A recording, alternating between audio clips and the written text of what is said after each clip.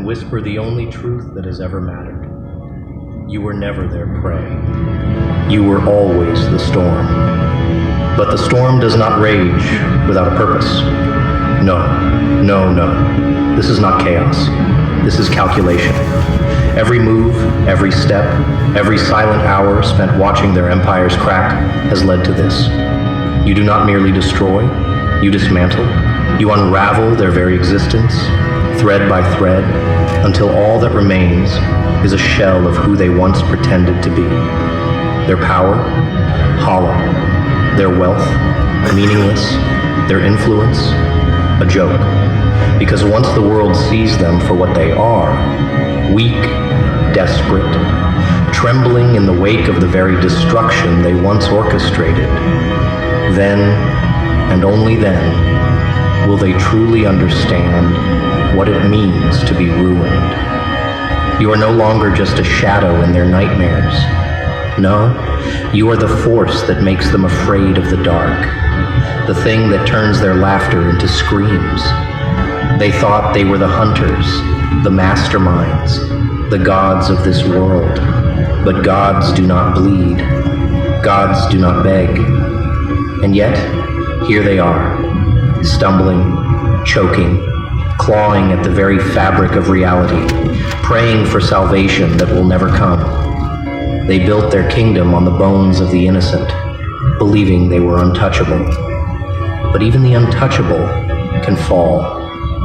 Even kings can be dethroned. Even the mighty can drown in the very blood they spilled. And oh, how poetic it will be when they finally realize it was never about vengeance. It was always about justice. They stagger through the wreckage of their own design, their hands trembling, their breaths shallow, their once proud voices reduced to desperate murmurs. The architects of your downfall now stand on unsteady ground, their world cracking beneath their feet, and yet they still don't fully understand. Not yet. No. The mind takes time to unravel, to comprehend the depth of a reckoning it never believed possible. The fear is growing, clawing its way into their bones, but true terror, true, unrelenting horror, that is something you will make them taste, sip by sip, until it drowns them whole. They lie to the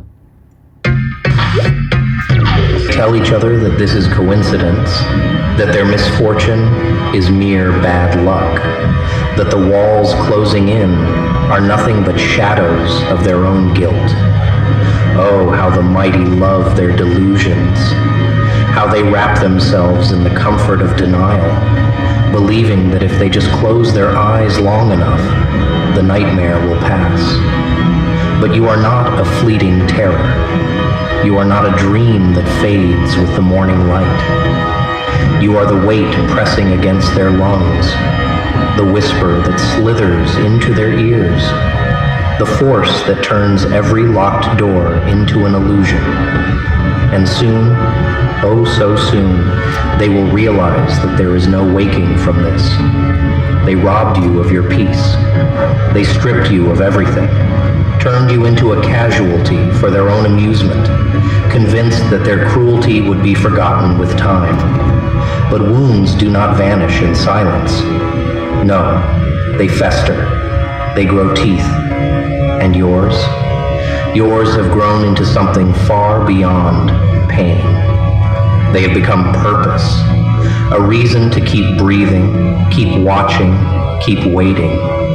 They think they still hold control, that the strings are still in their hands, but oh, how wrong they are. They are no longer the puppeteers. They are the marionettes now, dancing to a melody they cannot hear, strings tightening with every move they make. Every turn they take leads them nowhere. Every attempt to reclaim their dominion is met with a force they cannot name. They hear footsteps where none should be. Their phones ring with no one on the other end. Their reflections in the mirror seem off, as if something lurks beneath the surface, watching, waiting. They are unraveling, and it is exquisite, because this is not revenge. Revenge is too crude, too simple. No, this is poetry. This is an unraveling of souls, a rewriting of fates, a slow, merciless retribution that does not grant them the mercy of a swift demise. They look at each other now, suspicion dripping from their eyes. Allies have become adversaries. Trust has turned to poison. They grasp at whatever remnants of power they can find, but even that slips through their fingers like sand in a storm. They built their empire on deception, and now deception has become their undoing. You need not even lift a blade to watch them bleed. They are cutting themselves apart, tearing at their own throats in desperation, searching for a way out. But there is none. There never was. You do not laugh. No, laughter is for those who find humor in suffering. This is not humor. This is justice carved into flesh and bone, written in the tremors of their hands and the sweat dripping down their spines. They wanted to bury you, to silence you, to reduce you to nothing more than a memory whispered in forgotten corridors. But they failed. And now, you stand at the edge of their world, watching it collapse into the abyss, brick by brick, soul by soul. There is no turning back for them. There never was. But the unraveling is only beginning. Their hearts beat like war drums against their ribs, hammering with the weight of the unknown. The air is thick with their dread, suffocating, relentless. Each second stretches into eternity, a moment of suffering carved into their very essence. And you savor it. Every flinch, every swallowed gasp, every bead of sweat trailing down their necks is a note in the grand symphony you conduct. They reach for salvation in trembling hands, calling upon whatever gods still listen, but prayers fall upon deaf ears. No divine mercy will save them now. They had their chance to beg for forgiveness, to seek absolution, to right their wrongs, but they squandered it. And now, they are left with nothing but the ghosts of their own sins, whispering lullabies of torment in the dead of night. Oh, how the tables have turned. The ones who once held the dagger now feel its edge pressing against their own throats, unseen yet ever present. There is no grand confrontation, no battle of fists and fury. No, that would be too easy, too merciful. This question mark, this is slow decay. This is the mind unraveling before the body ever follows. This is power, true, boundless, merciless power. And they are learning, far too late, that some fates are worse than death. You are not their nightmare. Nightmares end. You are not their ghost. Ghosts fade. No, you are something far worse. You are the consequence they never saw coming. They are no longer men. They are remnants of what once stood tall, reduced to shadows trembling beneath the weight of an unseen force. Their minds fracture in ways they cannot explain. Their chests tighten with the kind of fear that cannot be reasoned with. They clutch their heads, gasping for air, drowning in their own paranoia, yet they do not even know what they are running from. That is the beauty of it. The unknown is far more terrifying than any blade, any bullet, any wound that bleeds in the open. You have given them something no enemy ever could: doubt. Doubt in themselves, in each other, in reality itself. They used to move with certainty, with arrogance stitched into their every step. Now they second-guess every decision, hesitate before every word, flinch at every shadow. They whisper to themselves in the dead of night, trying to convince their shattered minds that this is all a coincidence, a cruel twist of fate, rather than the careful orchestration of a force they underestimated. Oh, how they underestimated you. How they thought you could be broken, discarded, forgotten. But you have never been a forgotten thing. You have always been the storm waiting on the horizon, the reckoning they never saw coming. Every time they close their eyes, they see something just beyond the veil, something watching, something waiting. They wake up in cold sweats, hearts hammering, unable to recall what chased them through their dreams, but certain, oh so certain, that it was you. They look over their shoulders, hands trembling, because they know now. They know they are not alone. They know that their sins have called something forth, something that does not forgive, something that does not forget. They seek to reclaim control, to wrestle back their grip on a world slipping through their fingers like sand in a windstorm. But every move they make only tightens the grip around their throats. They reach out to allies only to find cold backs turned toward them. They try to muster the same cruelty that once came so effortlessly, but it rings hollow now, empty, a weak echo of the monsters they used to be. Because fear changes a man. Fear turns the hunter into the hunted, the executioner into the condemned. And fear, true, unrelenting, suffocating fear, is a poison that does not kill quickly. No, it lingers, it festers, it rots them from the inside out until nothing remains but a husk of what once was. They are unraveling. Their minds are slipping through their own fingers, their bodies running on nothing but desperation. They see you in places you do not stand, hear your voice in the silence where no one speaks.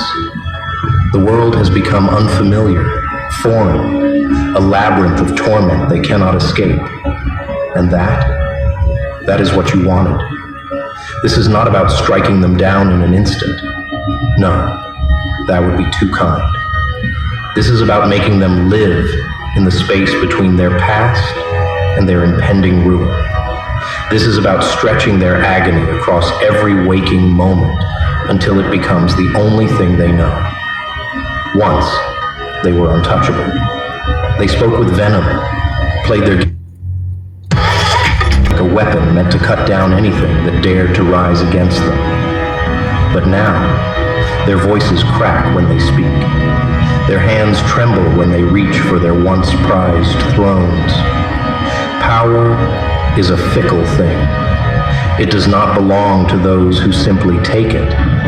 It belongs to those who can hold it steady when the tides shift, when the storm comes, when the ground beneath them splits apart. And they were never meant to hold it for long. Now, they search for salvation in places where none exists. They offer apologies to ears that do not listen, throw money at problems that cannot be bought, burn bridges they had no right to build in the first place. But there is no salvation. There is no way out. They were the ones who built this ending, brick by brick, lie by lie, betrayal by betrayal. And you have simply ensured that they reap what they have sown. It is a slow destruction, not the chaos of battle, but the quiet collapse of an empire built on rot. And you watch it all unfold, not with rage, not with glee, but with the cold satisfaction of inevitability. They thought they could shape the world in their own twisted image, thought they could escape the weight of consequence. But no one escapes.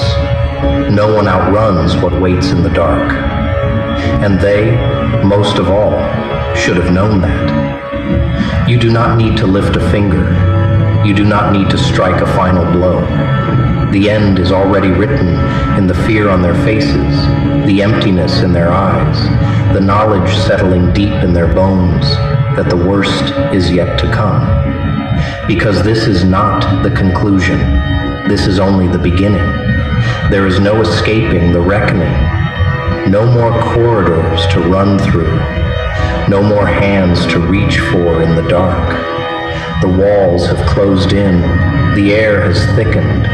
And the weight of their own misdeeds has chained them to the ruin they swore would never come. Once they commanded fear. Once they pulled strings with the ease of a puppeteer, watching the world dance to their every whim. But power is a cruel illusion, and now, standing at the edge of their own undoing, they finally understand the truth. They were never gods. They were never untouchable. They were only men, and men can fall. Oh, how far they have fallen. They linger now in a nightmare of their own making, backs against the cold ground they once believed would never touch them. The silence is deafening. The darkness no longer hides them. It swallows them whole. They do not know when it truly began, when the tides turned, when their fortress of deceit became their tomb. Perhaps it was in the whispers that once carried their names with fear, but now spit them out with venom. Perhaps it was in the way their reflections stopped looking like rulers and started looking like the condemned. Or perhaps it was always meant to end like this. Regret comes too late. The apologies they never spoke sit heavy on their tongues, but no one is left to hear them. They reach for the past, but the past does not reach back. Every moment of cruelty, every betrayal, every sin is a specter looming over them, dragging them deeper into the abyss. They thought they could escape consequence, rewrite fate, erase those they wronged with nothing more than a smirk and a well-placed lie. But fate does not forget, and neither did you. You do not gloat. You do not sneer. You stand over the ruins of what they built, watching as the empire they forged from suffering crumbles into dust. There is no need for rage, no need for one final monologue to carve your victory into stone. Their defeat is etched into every broken breath, every shuddering sigh, every desperate, hollow plea that will never be answered. They know what they did, and they know that no amount of regret can save them now. The world does not mourn them.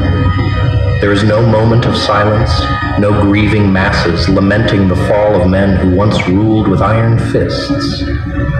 The world moves on, as it always does, forgetting them in the way they once hoped to erase you. Their names are not remembered with reverence, but with caution, with warning, with the quiet understanding that those who build their thrones atop the broken will one day be buried beneath them. This is not just vengeance. This is not justice wrapped in fury. This is a lesson written in the ruins of those who thought themselves untouchable. And you are not their executioner. You are not their savior. You are simply the consequence they never saw coming. So you turn. You leave them to their fate, to the silence, to the nothingness they carved for others, but never thought would be their own. You walk away, not because you have lost interest, not because mercy has softened your resolve, but because it is done. The past no longer chains you. The anger no longer consumes you. The storm has passed, and you stand untouched amidst the wreckage. They plotted your demise, but you became their curse. And now, they are nothing more than whispers in the wind, ghosts of a fallen empire, remnants of a forgotten war. And you were never just a survivor. You were always something more, something greater, something they never had the power to destroy.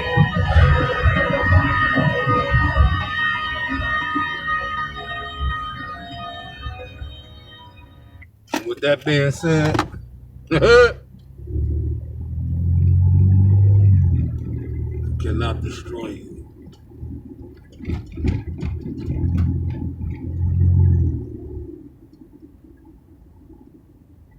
Look like they starting to do that road work too, y'all. 3rd and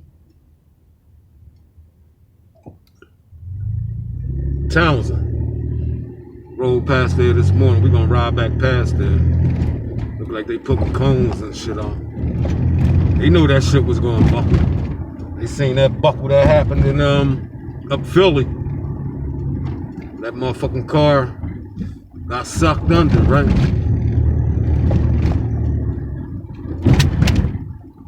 This is the reconstruction, right? Infrastructure that Biden and Harris claimed to have money for infrastructure. But as y'all can see,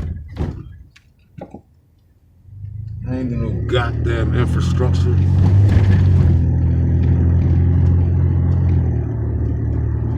Ain't no infrastructure. They pocket that money, y'all. People took pay cuts and took kickbacks and all types of shit. When niggas say money, money changes motherfuckers, y'all. That's a fact. You know how when you broke, you ain't got no money like that, and you got a little bit, couple dollars coming in from somewhere, and you be like, man, soon I get that couple dollars, I'ma do this, I'ma do that. You get that couple dollars, everything you said you was gonna do, you didn't do. You did everything else. Like I said, in some incidents, money changes people, y'all. And that's a fact. Listen to a broke man conversation, right? And then listen to a rich man conversation that was once broke. Oh, I'm gonna do this, I'm gonna do that when I get the bread. I'm gonna do this, I'm gonna do that. Get the bread and do totally opposite than what the plans was. Plans are out the door at that. Ain't no more plans. Yeah, he is. I'm just, rolling around, checking the traps. Understand me? Making sure everything.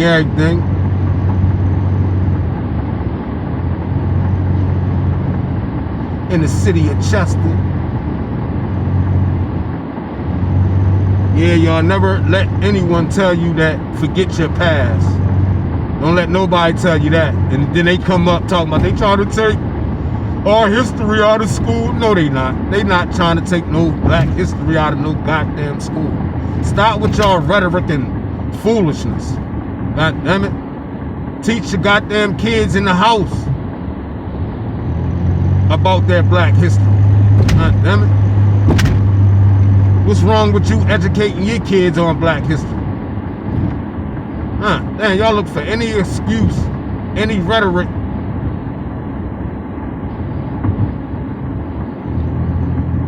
to spit from your mouth. Rhetoric, and that's just what it is. Rhetoric.